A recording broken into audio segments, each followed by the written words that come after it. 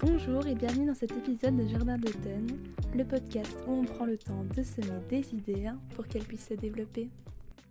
Hello! Coucou! Aujourd'hui, je ne suis pas toute seule comme vous l'entendez, je suis avec Louise. Cette sensibilité, elle est légitime et je ne laisserai personne abaisser cette énergie-là. C'était comment quand t'étais enfant? Demande-moi d'arrêter de pleurer, je vais pleurer plus fort. Je les trouve belles les émotions, je les trouve belles à vivre et j'adore moi les vivre. Et j'ai grandi en ayant énormément de mal à m'ouvrir quand ça allait pas. Une boule d'énergie complètement folle qui est une énergie magnifique, hyper colorée. Je l'ai et donc je vais faire avec, c'est tout. Et je vais forcément y trouver un tremplin à un moment donné. On s'est vu il y a un peu plus d'un mois pour discuter du fait de faire un épisode ensemble, pour parler du fait de vivre de l'hypersensibilité. Au niveau de ce que c'est l'hypersensibilité, moi j'ai trouvé une définition, mais on va plus en parler en profondeur ensemble. Donc l'hypersensibilité, on peut dire que c'est une intense réceptivité, une forme d'émotivité et une grande expressivité. De façon générale, c'est une disposition à ressentir. Mais toi, comment tu décrirais ça, le fait de vivre de l'hypersensibilité? Alors, pour moi, l'hypersensibilité, déjà, c'est propre à chacun. Dans le sens où, pour moi, ça se situe sur un continuum. C'est pas soit je suis pas hypersensible, soit je le suis. C'est plus, ils en parlent dans la définition là, c'est vraiment une intensité, c'est-à-dire que ça peut être faible, ça peut être élevé, comme ça peut être à mi-chemin. Et donc, pour moi, il y a autant d'hypersensibilité qu'il y a d'hypersensibles sur cette terre. Et est-ce que ton hypersensibilité, tu vas dire qu'elle varie sur ce continuum-là d'un jour à l'autre, ou est-ce que ça va être la même tout le temps? Ouais, c'est sûr, non, c'est sûr, j'ai pas la même sensibilité de jour en jour. Il y a plusieurs facteurs qui peuvent influencer ça, je saurais même pas tous te les lister. Bien sûr, il y a la fatigue, je pense que on peut même être influencé par la météo, etc. En tant qu'hypersensible d'ailleurs, ça fait sens d'être influencé par tous ces facteurs-là auxquels on est particulièrement réceptif. Donc oui, clairement, ma sensibilité, elle change de jour en jour. Quand on s'était vu, on avait parlé du fait que t'étais pas fan de l'étiquette, ouais. du fait de coller à quelqu'un ce mot hypersensible. Comment toi comment t'as senti les choses vis-à-vis de ta sensibilité, et puis à quel moment est-ce que ce mot-là est venu? Est-ce que c'était tout de suite? Est-ce que t'en as entendu parler? Comment ça s'est passé? Je vais dire que j'ai eu la chance d'avoir une maman qui était particulièrement à l'écoute de mes émotions quand j'étais petite. En même temps, pas trop le choix, parce que j'étais une boule d'émotions. Mais je veux dire, j'aurais très bien pu tomber sur un parent qui n'y faisait pas attention. Or, ça n'a pas été le cas. Et elle, je pense qu'elle a rapidement mis le mot dessus. Et puis quand j'ai été plus âgée, elle m'en a parlé. Et puis moi, je me suis intéressée à l'hypersensibilité, etc. Je pense que j'ai lu quelques livres, j'ai lu des trucs sur Internet. Et voilà, c'est comme ça que moi j'ai découvert mon hypersensibilité. Maintenant, rapidement, comme tu le disais, moi j'aime pas cette étiquette. J'aime vraiment pas. Je pense que c'est quand j'ai commencé mes études de psychologie, en fait, je me suis dit, bullshit. Je veux plus de cette étiquette. Et donc, en fait, j'ai commencé à vivre ma sensibilité sans parler d'hypersensibilité. Je me suis dit, j'ai une sensibilité, oui. Elle m'est propre, peut-être qu'elle est un peu au-delà des normes, mais je vais vivre avec et la découvrir sans m'imposer cette étiquette, quoi. C'est vrai que quand je t'ai contactée, je t'ai dit que voilà, j'ai envisagé de faire un podcast sur ce thème-là, mais je t'ai pas dit, il me semble que t'es hypersensible. Je t'ai dit, il me semble que tu vis ce genre de choses-là, ou pas, parce que je trouve pas qu'on peut vraiment coller une étiquette à quelqu'un sur ce fait-là, alors que c'est une chose qui est propre à lui et qui varie de jour en jour. Tu rentres pas tous les jours dans la même case, donc c'est débile en fait de juste coller une étiquette à quelqu'un et de le stigmatiser dans quelque chose. J'imagine que vous avez tous vu les trends de t'es hypersensible, ou je suis hypersensible, et c'est vraiment devenu une vague sur laquelle il y a énormément de gens qui surfent. Complètement. Alors que les gens qui sont touchés par ce genre de choses, il y a une partie qui va pas forcément en parler parce qu'ils ont du mal à la comprendre. Et puis l'autre, ils vont être un peu sûrement frustrés du fait que taisez-vous quoi, on est tous différents. Ouais, c'est vrai que c'est hyper démocratisé comme terme, on en voit partout. Sur les réseaux, ça circule à gogo. Et ouais, tu disais, il y a plein de vidéos, si t'as 4 doigts levés, ça veut dire que t'es hyper sensible. Je veux dire, c'est... quand je vois des vidéos comme ça, je les passe quoi. Je les regarde pas. Et à mon avis, il y a aussi tout un phénomène de... Comme si dans la société, on cherchait à coller à une étiquette, à appartenir à un groupe. Je pense que ça c'est un phénomène sociétal qu'on retrouve un peu partout, on le sait. L'hypersensibilité maintenant elle en fait partie quoi. Il y a plein de gens qui viennent à dire ouais moi je suis hypersensible et donc... Moi j'ai déjà croisé des gens dans la rue qui me disaient on se connaît pas, mais t'es hypersensible toi non? j'ai pas envie de t'en parler, je trouve que c'est quelque chose d'intime aussi. Oui, mais c'est ça, c'est quelque chose de tellement propre que je trouve ça fou de le démocratiser alors qu'on parle de ressentir les choses. Et c'est quand même la chose la plus intime qu'on a vis-à-vis de soi-même, c'est de sentir, d'appréhender le monde. Et du coup, que ça devienne si globalisé et ouais, démocratisé. Il y a un petit livre hypersensible dans la bibliothèque, ça me fait beaucoup sourire. Mais ouais, ce fait que... c'est un moment qu'on utilise en fait et qui perd son sens alors que pour les gens qui sont concernés par ça c'est une réalité au monde et c'est pas un groupe d'appartenance quoi. Bah, je pense que c'est aussi pour ça que moi j'ai arrêté de me coller cette étiquette, clairement. Parce que c'est devenu tellement banal d'être hypersensible. Attention, je cherche pas à ne pas être banal à tout prix, c'est pas ça, mais ça veut plus rien dire comme tu dis. Et donc je me suis vraiment dit, allez, je vais vivre mon truc de mon côté et apprendre à connaître cette sensibilité-là, qui m'est propre et qui n'est pas la même que celle de tous les autres. Qui n'est pas mieux ni moins bien quoi. Et je pense que c'est aussi le danger de mettre une étiquette et de créer une appartenance, c'est le fait de vouloir à tout prix, comme tu disais, coller à l'étiquette et donc de se questionner sur ah mais moi j'ai telle caractéristique mais j'ai pas celle-là, est-ce que je devrais ressentir celle-là, je vais peut-être essayer de plus être comme ça, alors qu'en fait non, chill, vous êtes comme vous êtes et puis c'est très bien comme ça, si on vous a créé comme ça, c'est que vous deviez l'être. Donc je pense que ça peut vite influencer des personnes vers une mauvaise compréhension d'eux-mêmes alors que de base ils avaient rien demandé, on leur a mis ça dans le visage et puis ça plus trop ils en sont, donc je trouve ça un peu dommage. Au quotidien pour toi, comment est-ce qu'elle se manifeste? Comment est-ce que tu vis tes émotions ou comment est-ce que tu ressens les choses? C'est rigolo parce que tu me poses cette question-là et moi j'y suis tellement habituée que j'ai l'impression de devoir te décrire mon quotidien. Mais donc, allez, on va dire qu'au quotidien, je vais plutôt te décrire des jours où je suis particulièrement sensible. J'allais dire, c'était un exemple peut-être de choses auxquelles tu vas te dire que toi tu réagis comme ça alors qu'une personne lambda, je mets d'énormes guillemets, vous ne voyez pas mais je mets des gros guillemets, réagirait différemment quoi.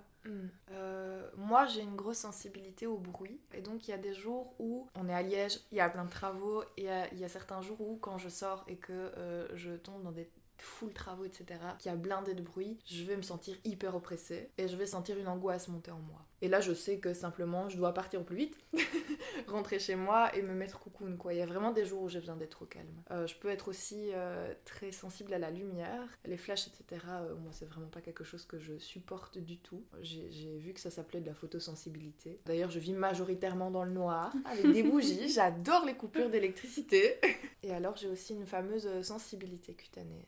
Ça, c'est fort marqué chez moi. Et depuis toute petite, il a toujours fallu couper mes étiquettes de vêtements qui me dérangeaient très très fort. J'adore les matières toutes douces. Je fais toujours attention aux matières que j'achète parce que je sais que je peux rapidement être dérangée et que s'il y a un truc qui me dérange le matin, le soir, ça me dérangera encore. Je vais pas pouvoir inhiber cette sensation-là, quoi. Et je trouve ça intéressant que tu abordes ces points-là parce qu'il y a beaucoup de gens qui pensent que hypersensibilité, vu qu'on apporte sensibilité souvent à émotivité, émotion, on se dit que ça concerne que ça, mais en fait sensibilité avant toute chose ça concerne les sens. Du coup il y a beaucoup d'hypersensibles qui vont ressentir les choses que tu décris, que ce soit de l'hyperesthésie au niveau du toucher, la sensibilité visuelle, auditive, et c'est des choses dont on n'entend pas souvent parler et qui pourtant font partie du tableau du quotidien et qui vont impacter du coup justement tes émotions et ton vécu intérieur parce que t'as une forte réactivité aux stimuli en fait autour de toi. Ouais, complètement. Ce dont je viens de te parler là, c'était vraiment ma journée quand moi je suis toute seule, mais il y a aussi quand je rentre en contact avec d'autres. Cette sensibilité-là, elle s'active même encore sous d'autres formes où je vais être très très attentive au comportement d'autrui. C'est vraiment capter les moindres détails, les moindres mimiques faciales, etc. pour essayer de comprendre la situation. Et c'est pas quelque chose que je peux contrôler, quoi. Mais tu peux pas juste mettre en off ce genre de choses parce que c'est non. La façon entre guillemets dont tu fonctionnes. Est-ce que tu dirais que parfois t'es éponge à ce que les autres renvoient autour de toi? Ouais, c'est un terme que j'ai déjà utilisé. D'être une éponge. Parce que je vais rencontrer quelqu'un qui par exemple va pas bien, je vais avoir tendance à être fort réceptive à cette énergie-là et la garder pour moi. Et ça c'est vraiment je pense un travail de plusieurs années que maintenant je pense pouvoir dire avec toute humilité que j'ai en partie accompli, de pouvoir faire la différence entre l'autre et soi quoi. Et prendre un temps peut-être pour décanter de ce qui vient de se passer et pouvoir comprendre ce que moi je viens d'assimiler comme énergie et pouvoir m'en défaire. Ouais. Et à la base, justement, quand quelqu'un est super solaire et super bonne humeur et ultra heureux, est-ce que justement toi aussi tu vas assimiler ces choses-là et ça va te toucher peut-être plus? Ouais, bien sûr, bien sûr. Et d'ailleurs, je prends grand plaisir à verbaliser ça. Quand je rencontre quelqu'un de solaire ou quoi, j'aime vraiment bien de lui dire. Je dis souvent que les gens sont beaux, parce que bon, ça se limite clairement pas au physique, mais j'ai vraiment cette forte tendance à dire aux gens qui sont beaux. Là, tantôt, j'ai parlé à une dame, je te l'ai dit, de 86 ans, et elle me parlait, elle m'a montré une photo, et je lui ai dit, mais vous avez des mains magnifiques, parce que c'est le genre de détail par lequel moi je suis hyper attirée. Et maintenant, je me retiens plus de dire ces choses-là. Je pense qu'on se rend jamais compte de l'impact qu'un mot gentil, un mot bienveillant peut avoir sur quelqu'un. Si dans la rue tu croises quelqu'un et que tu surkiffes son sac, sa veste, sa coupe de cheveux, son sourire, peu importe, genre, dites-le. Vous allez peut-être vous sentir un peu bête en le faisant les premières fois. Vous allez voir le sourire que ça met sur le visage des gens et peut-être que toute leur journée ils vont juste être refaits parce que vous avez fait ça. Ça coûte rien et franchement ça peut vraiment changer des petits moments de vie. C'est trop chouette. Donc c'est trop cool que tu fasses ça. Au niveau de tes relations, tu te sens impacté autant dans le fait de peut-être surinterpréter certaines choses et du coup être insécure par rapport à des relations ou mal être comprise. Une facette de choses, j'imagine, qui sont impactées dans le rapport à l'autre. Ouais, j'ai souvent été décrite par des proches comme quelqu'un de susceptible. Et moi, ça me mettait en colère qu'on me dise ça. Ça me mettait véritablement en colère parce que j'estimais que ce que je recevais et ce qui me blessait, j'étais légitime en fait d'être blessée à ce moment-là et j'étais pas en train de mentir sur ce que je ressentais. C'était profond à l'intérieur de moi et ça m'atteignait véritablement. Et donc qu'on vienne te dire, bah non, t'es simplement susceptible et tu réagis de manière déraisonnée, disproportionnée à ce qu'on te dit. Moi je m'étais là, mais on me comprend pas. Tu te sens un peu folle. J'ai eu l'impression d'être folle, de ressentir les choses de la mauvaise manière. Et puis le tout c'est de comprendre que une fois de plus on n'a pas tous les mêmes sensibilités, que c'est complètement ok et que c'est pas moi qui suis en tort ou l'autre qui est en tort, c'est simplement qu'on n'est pas dans les mêmes réalités et nos vérités émotionnelles sont différentes, parfois elles sont opposées. Évidemment les relations c'est de pouvoir agencer tout ça, pouvoir communiquer. Forcément moi c'est apprendre à communiquer sur ce que je ressentais et l'impact que ça me faisait simplement qu'on me dise que je sois susceptible, qui m'a permis de... C'est toujours difficile maintenant, hein, mais de m'en sortir un petit peu mieux quoi, niveau relationnel. C'est vrai qu'on n'a pas tous les mêmes référentiels de façon générale et j'imagine que il faut développer une communication autour de ça pour pouvoir mieux comprendre l'autre, ses réactions et coexister en fait dans une relation et pouvoir poser des mots sur ce qui se passe parce que moi par exemple je sais bien que dans ma relation de couple parfois je vais réagir d'une certaine façon que mon copain ne va pas comprendre, ne va pas juger raisonnable comme tu disais. Alors que moi, sur le coup, je vis mon émotion, c'est ce qui me touche, et j'ai besoin juste qu'il entende mon émotion, et puis après on discute et tout ira bien, et c'est rien de grave. Mais c'est vrai que des fois, tu peux te sentir non entendu en face, et quand tu justement es peut-être plus à même de ressentir des émotions et de les exprimer, t'as l'impression parfois d'être pas l'entendu et un peu seule. Moi, j'ai fini par dire aux personnes qui m'entourent que je pouvais tolérer de ne pas être comprise, parce que je sais que ce que je vis, c'est hyper intense, et que je conçois qu'on puisse me prendre pour une cinglée de temps en temps, mais que tout ce que je demandais, c'est qu'on accepte que ma vérité soit différente. C'est ça que je voulais te demander, c'est est-ce que tu t'es déjà retrouvée face à quelqu'un qui comprenait vraiment pas ou qui simplement refusait de comprendre? Oui, mais généralement, ça reste momentané. Et puis, si ça s'éternise, c'est que ça ne devait pas être compris et c'est que ça ne devait pas perdurer, j'ai envie de te dire. Mais ça t'a jamais atteint outre mesure? Enfin, je veux dire, ça t'a pas empêché de mener des relations ou d'évoluer dans certains environnements ou des choses comme ça? Si. Mais là, on vient toucher une blessure bien précise, tu vois. Si, forcément. C'est pas toujours évident de vivre avec cette sensibilité-là dans une relation de couple. C'est sûr. Est-ce que tu penses que quelqu'un qui est hypersensible doit être avec un partenaire qui a le même registre émotionnel ou peut être avec une personne juste une huître au niveau émotionnel? Une huître au niveau émotionnel. Est-ce qu'il y a des huîtres au niveau émotionnel? Je pense que chacun a ses émotions à sa façon, hein. Le tout c'est de découvrir la sensibilité de l'autre. Moi c'est quelque chose que j'ai dû faire, pouvoir m'ouvrir à d'autres sensibilités, l'air de rien. J'avais la mienne, mais au début j'envisageais pas qu'il puisse y en avoir d'autres. Et au final de découvrir des sensibilités que moi je connais pas, je suis pas hyper sensible par exemple à l'architecture, tandis que je connais d'autres personnes qui y sont, je me plais à découvrir cette sensibilité là au travers de leur regard. Quant à la relation de couple, je pense que oui, ça peut aider d'avoir quelqu'un qui au moins envisage la sensibilité, qui ne voit pas la sensibilité comme une faiblesse. Ça peut être fort compliqué à faire comprendre que la sensibilité peut être une force. Et je dis ça même pour moi-même, parce que j'ai mis du temps à comprendre que cette sensibilité-là pouvait être ma force aussi. Tu la percevais comme une faiblesse à certains moments de ta vie? Ouais. Et encore maintenant, hein, parfois je me lève, je me dis mais purée, ce serait tellement plus simple si j'étais pas sensible, waouh. Bah non, je l'ai et donc je vais faire avec, c'est tout. Et je vais forcément y trouver un tremplin à un moment donné. T'étais comment quand t'étais enfant ? Quand j'étais enfant, tu fais bien de me poser la question parce que j'ai demandé à ma maman de me décrire comment j'étais enfant. C'est vrai qu'on en avait parlé.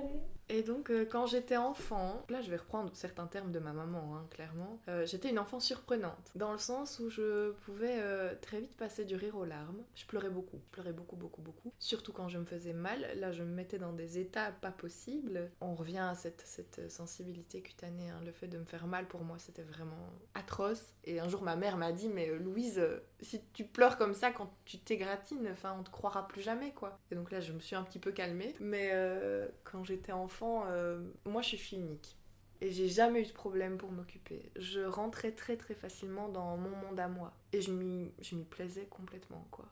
J'étais complètement épanouie dans mon monde où je jouais avec des escargots, où j'étais constamment dans la nature. Apparemment j'ai jamais utilisé les jouets et les objets à leur utilisation initiale. C'est-à-dire que j'inventais des trucs avec ces objets. Apparemment j'étais une enfant fort créative. Ça m'étonne pas vraiment.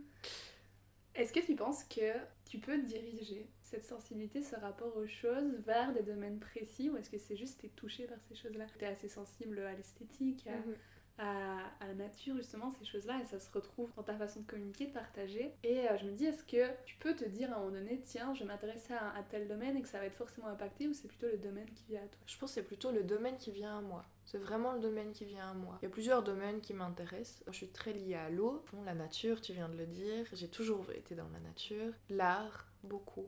Très très sensible à l'art et à vraiment tout le monde de l'art, quoi. C'est assez vaste en fin de compte, hein. La musique aussi, ça c'est quand même quelque chose qui a bien évolué.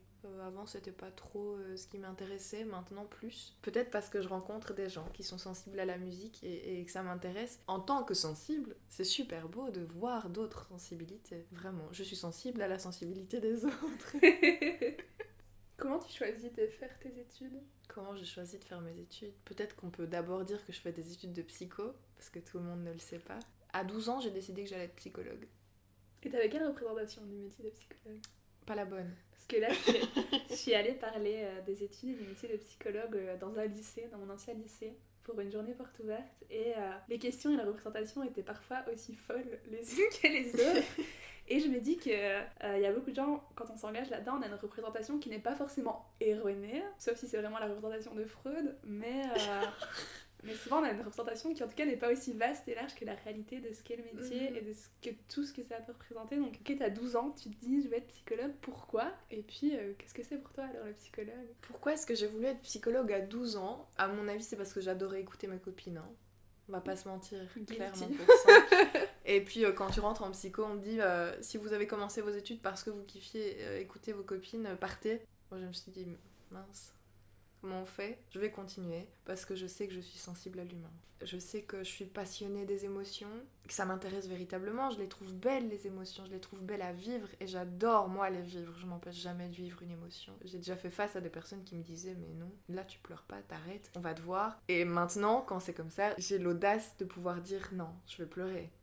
Demande-moi d'arrêter de pleurer, je vais pleurer plus fort. Et donc ouais, j'ai vraiment cette fascination pour les émotions, pour l'humain et les relations. Je pense que c'est ça qui m'a poussée à continuer ces études quand je les ai entreprises pour une raison qui n'était peut-être pas la bonne au départ. Est-ce que justement cette facilité que t'as, est-ce que ça a toujours été le cas pour toi de vivre tes émotions ? Je pense par exemple quand t'es ado, que t'as le regard de l'autre et que c'est peut-être pas toujours facile de pleurer en public ou d'être en colère ou des choses comme ça. On a tendance à peut-être masquer, à mettre un masque social que tout le monde a.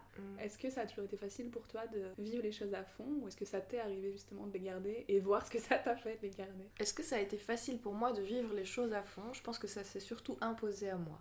Et donc j'ai pas eu le choix. De là à dire que ça a été facile, il y a une marge. C'est-à-dire que je pense que ça a été compliqué parce que je comprenais pas toujours ce qui m'arrivait. Je voyais bien que, je vais dire, une majorité des personnes dont mes parents ne vivaient pas les choses de la même façon que moi et que j'étais pas comprise et donc c'est sûr que j'avais cette sensation de pas être normale à certains moments en tout cas, hein. Je veux dire c'était pas quotidien à toute heure mais à des moments que je vais dire des moments de crise, de larmes pour le coup parce que je continue d'adorer pleurer, c'était pas toujours évident en effet de le vivre et de comprendre Et puis un jour, je me suis dit, à quoi bon comprendre ? Je sais que je dois vivre cette émotion-là. Elle est en moi, je vais pas la rejeter, ça sert à rien du tout. Je vais pas l'enfoncer à l'intérieur de moi, elle va ressortir encore plus grosse. Et donc, j'ai commencé à vivre ces émotions-là sans chercher à comprendre ce qu'elles voulaient dire. J'avais des stimuli qui avaient pour conséquence des émotions, et tant pis. Je vis ça de cette manière-là, on verra ce que ça donne ensuite. Et j'ai compris qu'en fait, c'était ma manière de fonctionner. Que je devais parfois descendre super bas pour pouvoir ensuite remonter la pente, quoi. Et est-ce que maintenant tu les comprends mieux, tes émotions ? Qu'est-ce que c'est comprendre une émotion ? Qu'est-ce que c'est comprendre une émotion ? Je vais dire que j'arrive quand même à mieux comprendre la dynamique qui s'est mise en place pour que j'arrive à une telle émotion. Ça, je pense que c'est l'expérience que j'ai acquise en tant que sensible et ma formation. Je peux pas dire qu'elle a aucun rôle. Clairement, ça m'aide. Clairement, ça m'aide à comprendre qu'est-ce qui s'est passé, qu'est-ce qui est entré en jeu pour que j'en arrive à me sentir comme ça. Moi, j'ai vraiment vu aussi un gap, j'en ai déjà parlé dans les épisodes, mais j'ai pas forcément grandi dans un environnement où c'était pas tabou du tout, mais c'était pas non plus encouragé de partager. Ça va, oui, ça va, c'est tout, quoi, dans tous les sens, que ce soit moi qui demande à mes parents ou l'inverse. Et j'ai grandi en ayant énormément de mal à m'ouvrir quand ça allait pas. Maintenant, ça va mieux, mais j'ai toujours un réflexe où quand je vais vivre des choses parfois difficiles, je vais m'occuper.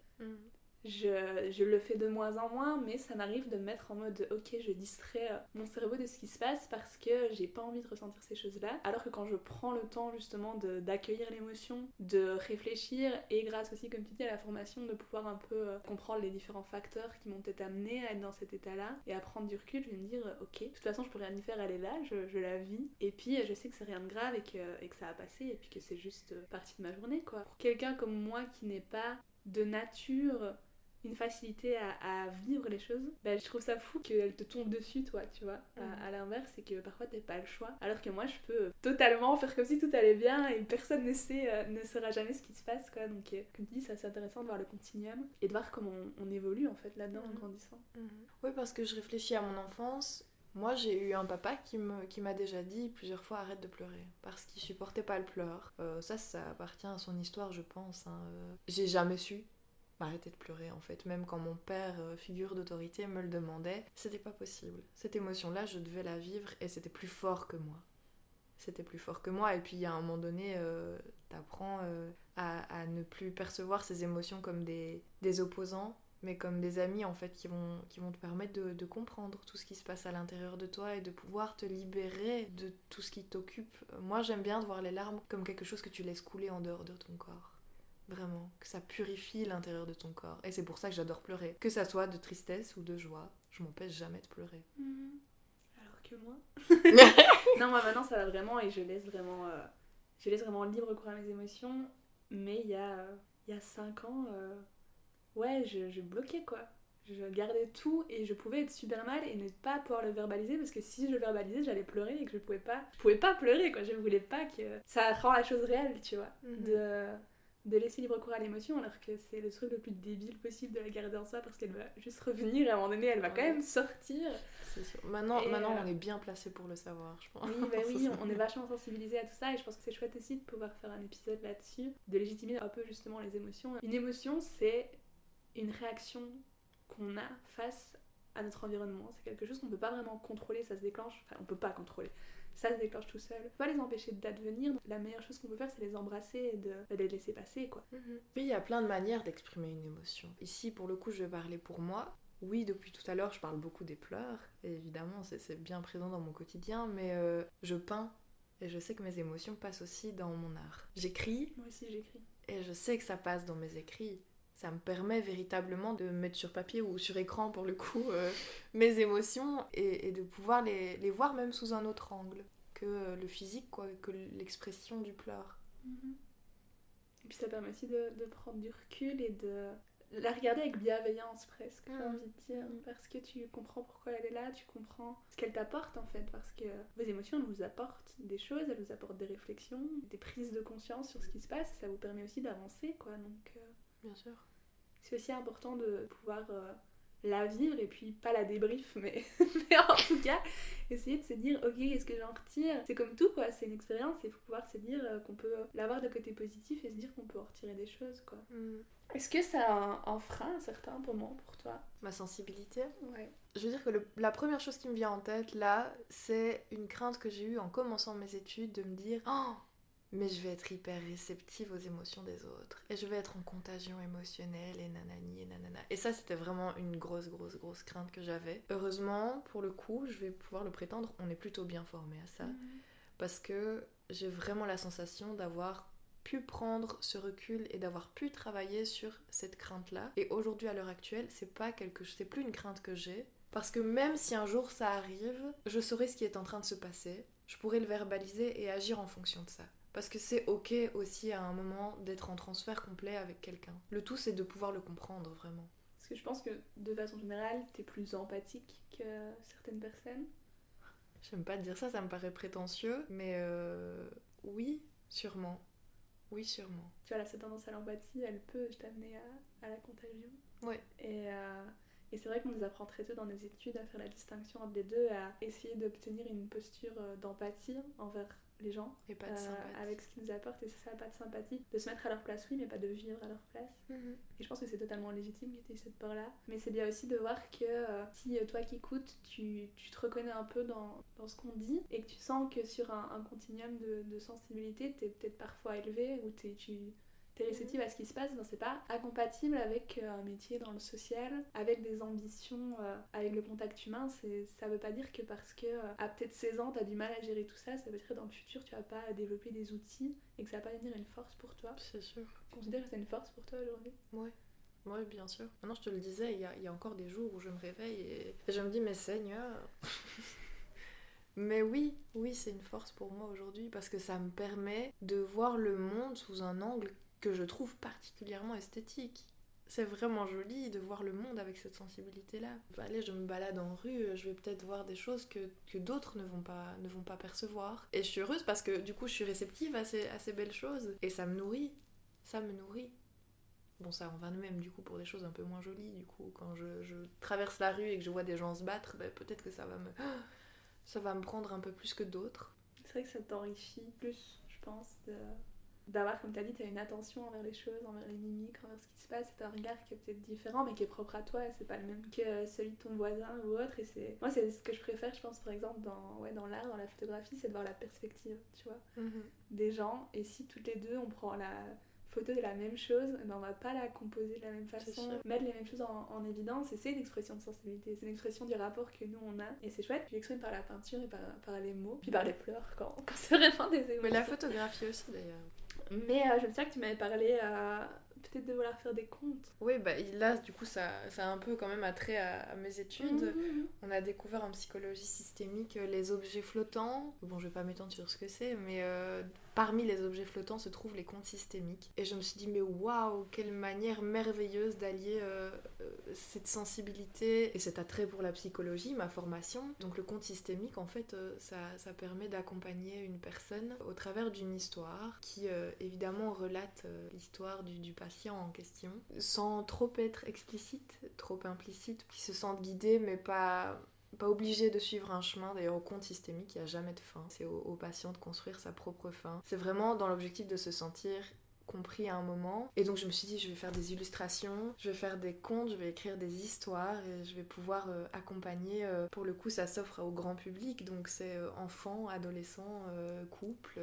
Moi, je trouve ça assez chouette de se dire que petite Louise de 18 ans qui rentrait en psycho se disait oh là là, comment est-ce que je vais gérer avec cette caractéristique de ma personnalité, et qui au final, il te rend compte que tu peux totalement allier les deux choses et en ressortir et justement être plus riche dans ta pratique, dans ta façon d'être grâce à ça. Complètement. Ici, de ce que tu dis, je me rends compte moi-même que j'ai évolué par rapport à ça, quoi. C'est super chouette. Si tu devais donner un conseil, même si on l'a dit, tout le monde est absolument totalement différent sur sa façon de voir les choses, qu'est-ce que ce serait peut-être pour t'aider à mieux te comprendre, à évoluer plus vite, peut-être le petit coup de boost qui t'aurait manqué à un moment donné où c'était compliqué pour toi? Moi, je me rends quand même compte que j'ai eu la chance d'avoir des parents fort compréhensifs. Je sais que c'est pas le cas de tout le monde. Alors, dans un contexte où je n'aurais pas eu cet accompagnement parental, je ne sais pas du tout comment j'aurais vécu les choses et ça aurait été sans doute beaucoup plus compliqué. Et du coup en fait je trouve un petit peu ma réponse, c'est de pouvoir en parler aux bonnes personnes et de pouvoir se sentir comprise dans cette sensibilité-là, vraiment.